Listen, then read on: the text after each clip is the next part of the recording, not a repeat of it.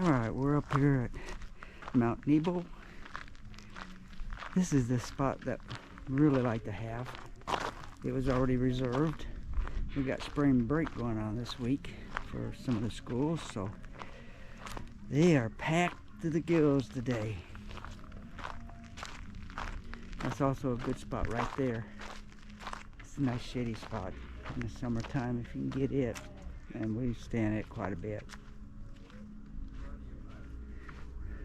But this is one of our most favored parks to stay at. There's a lot of restrictions on it as far as length. As you're coming up and you're making a turn headed this way, it's only 24 foot maximum allowed to come up. And when you take a look at the switchbacks, the 11 switchbacks that you have to deal with coming up, you can understand why. When you hit that 25, 26 and higher, you're going to take the chance of really tearing up your camper. And if you do get stuck, it costs a pretty penny to have somebody come up and get you unstuck and get you back down the mountain. It's just a gorgeous, gorgeous view up here. We're going to do a walkthrough on the campgrounds in just a little bit and some other parts of the park. Show you what's available up here. We do stay at 18C quite a bit. When you look it up on online, it gives you the description as a tent site. Most of them are described as tent sites, but you can get a van up here, you know, for it's under 24 foot. We've seen a lot of vans up here. We've seen a lot of other campers that's right in that range, 24 foot, and a little bit smaller. It's a Mount Nebo playground. It's a really cool little playground. Got bark and astroturf. And it stays busy. If you've got kids, and the flattest areas that have the park are actually right here. I believe it's 1 through 5 right here that are pretty level.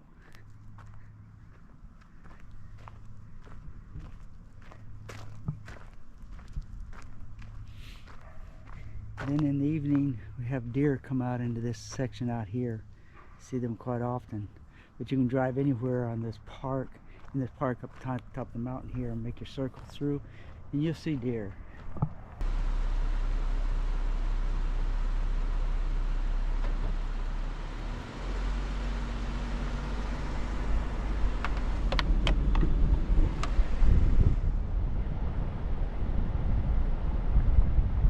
So we got 1, 2, 3, 4, and 5,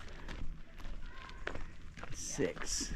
All these spots are really level, and they get a pretty good size, probably your maximum 24 or 25 foot in here. And I say 25 because we have seen some 25 footers up here, Class C's. Over there, yeah, some of those are level. This is number 7. It's really level and wide. It's a nice spot.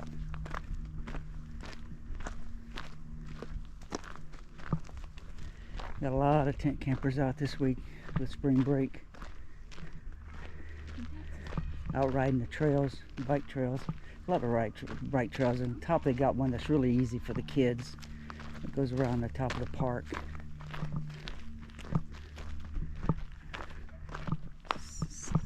Number 8, 9. Fairly level, 8's level. 9's level. Only thing with 9 is that we have camped there when it's raining and it really gets muddy.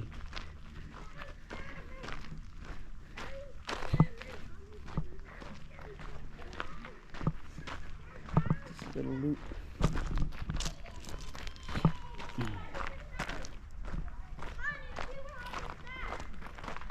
Number 10, it's got got some slant to it. And the drive. Parking area. Number 11's got a nice white spot, and this is pretty level.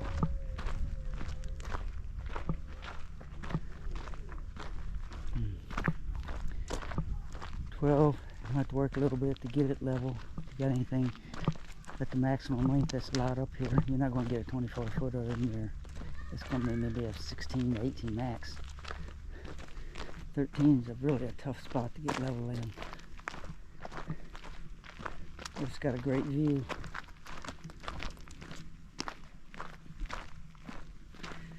14, we've camped in 14, and it's a tough.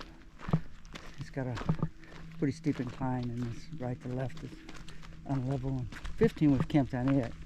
It's unlevel, but if you get up to the top with our small camper, which is right over there, you can get level without much problem. 16 is one of our favorite spots.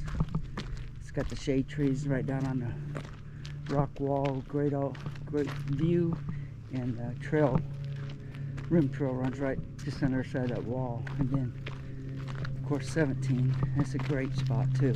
It's pretty level.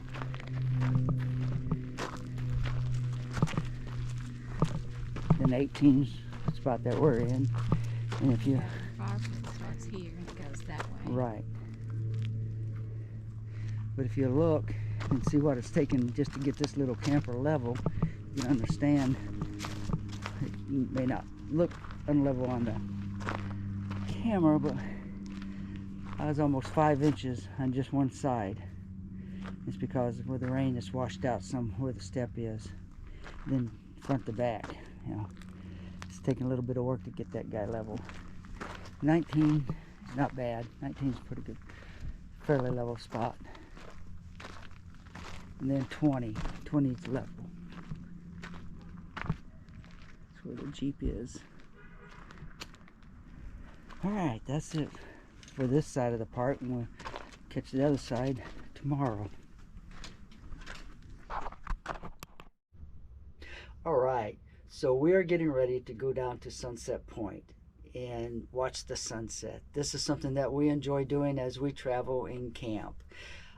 Then in the morning, I'm going to get up and I'm going to go to Sunrise Point on the other side of the mountain and watch the sunrise and capture it on video. Something I don't normally do, but I feel it's worth it on this trip, so you get some idea of what the sunrise looks like from Mount Nebo. After the sunrise, I'm going to come back and get Paula, and we're going to start hiking the rim trail. Now the rim trail hike starts just right here at across the park from where we are sitting right now, just 50-60 feet, and we'll be able to hit the trail there, make our way all the way around the rim and back to this point here. It's about 3-mile hike. It is a moderate to strenuous trail, so there are spots that you can avoid by accessing the trail at different points, so you don't have to go through the strenuous parts if you don't want. Then when we get back, we want to go through the other side of the campground and show you what the campsites over there look like. They are for the max rigs of 24 foot. They'll fit in there nicely. They're on the pool side of the campground, and fairly close to the showers, and just basically everything's fairly close to the showers because this is not a big campground, and it is packed out this weekend, but it's been fun so far. We will see you a little bit later. Sunset Point overlook. We're coming up to watch the sunset today. And it ought to be an interesting one because we've got hopefully a controlled burn over in far distance, a couple of ranges over, and the smoke is coming in, and you see what it's doing with the sun, so it might give us some awesome colors tonight.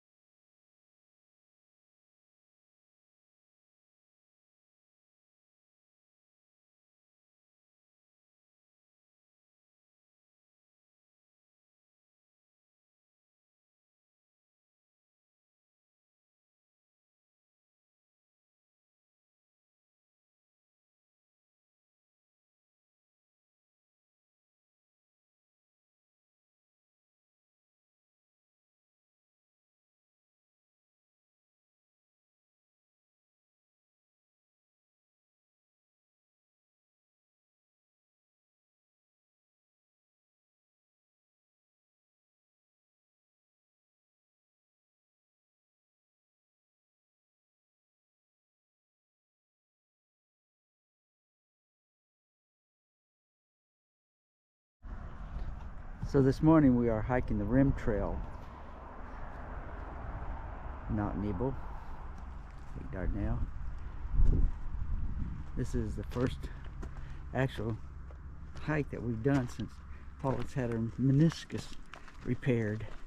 So excited to get back out here.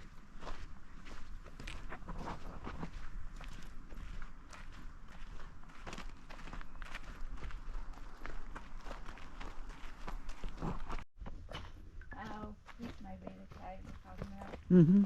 It's called Bear Cave.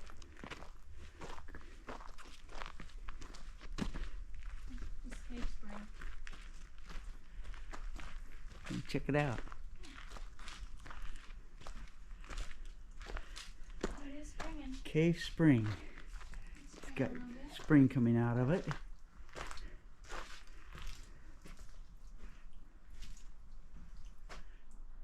And with the little green Mm-hmm. stuff growing back behind it.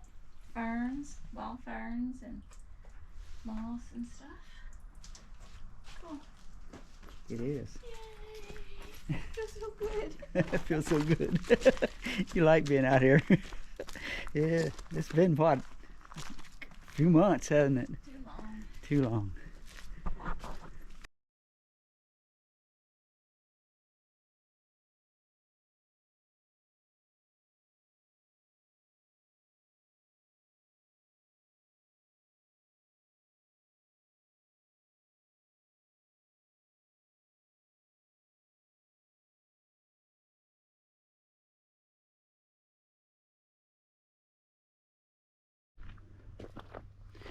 Okay, here you have an option to go down to the Nebo Springs Trail. We've done that trail. It is very strenuous. We've come up it, we've gone down it. If you go down it, you can actually get back up to this trail using the stair trail, which has got about 185 steps if I remember right, counting them last time I was here a few years ago. But that kicks it up a notch going that way.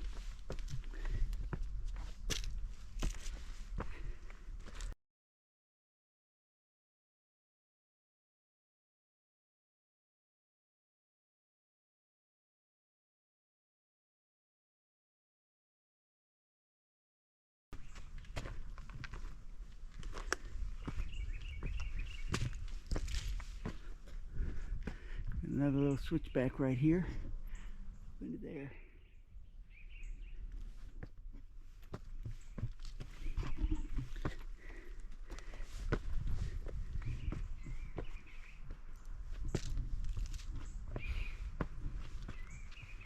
That's what I miss, these stairs. You doing all right?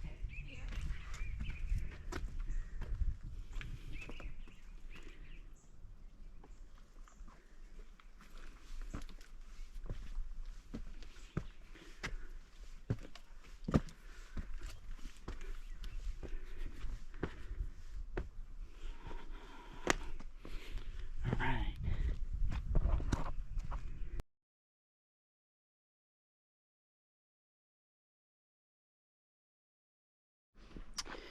And that strenuous trail I was telling you about for Nebo Spring. This is the Nebo Step Trail that comes up. And that's it, all the way down to the next trail. Next trail I think is actually a bike trail down toward the bottom of this.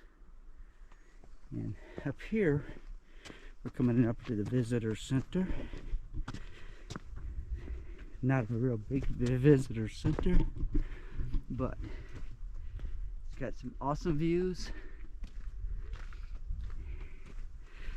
Set up on the porch, enjoy a ice cream or sandwich or drink.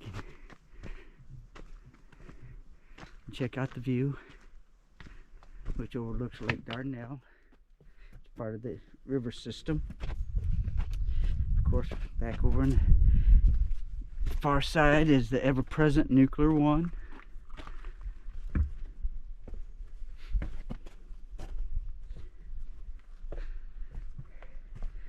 Now if you see those white flags right there, those are there to assist with this. This was our hang gliders bail off this right here. They come down and evidently they watch those flags for too much wind or too little wind, and they depend on the updraft. Do what, babe?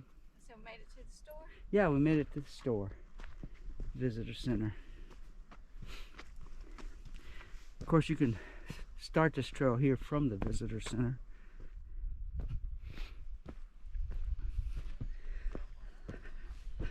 I'm going to just slip up there just for a second and grab a video.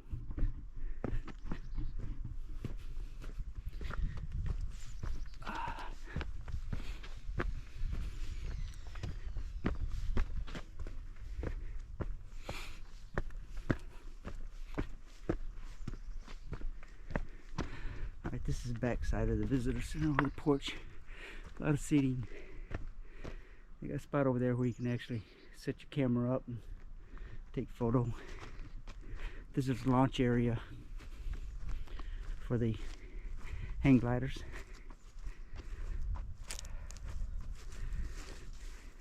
Of course, they give you a reminder, hook in. And when they go off of this, they do have places preset for landing. If they can't get enough lift or they lose altitude, they can bail.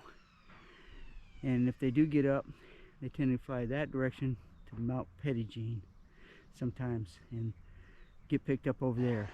I'm not sure exactly how far away that is from here by air. Just see it in far back distance. Alright, I'm going to go back down onto the trail.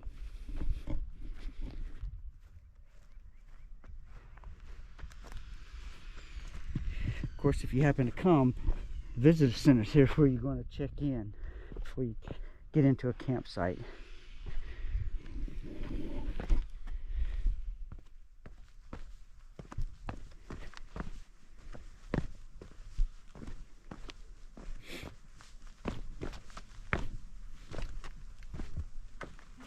Flimsy.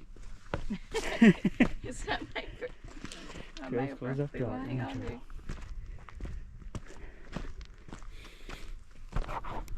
Okay, here we got the bike trail. That works this way all the way down to the bottom. There's places that you can break off into the other trails. You can go west of the mountain, east of the mountain, or north of the mountain. Actually, I guess I should say in the south. But there's a pickup point about halfway down, then there's another pickup and starting point all the way down to the bottom. Some people park at the bottom, ride up, then ride down.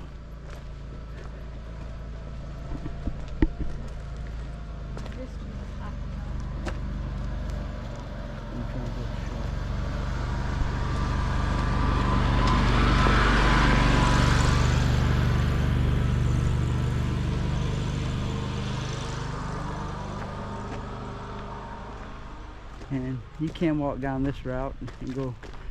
This is the old road that used to come up Hello. Good. This is the old road that used to come up to the top of the mountain from below back in the early days when they built up here for the first time. You can walk down and hike this. A lot of rocks on it though when you get down there, so you want a good pair of hiking boots as you're going down the mountain. Once you get down to the bottom, it's a lot better, but it is rough. We want to stick on a rim trail today. That's our goal. Finish it out one step at a time as you recoup. Of course, you can park right here. This is the sunset point area that we're in right now, so you can park here and actually access the trails from here.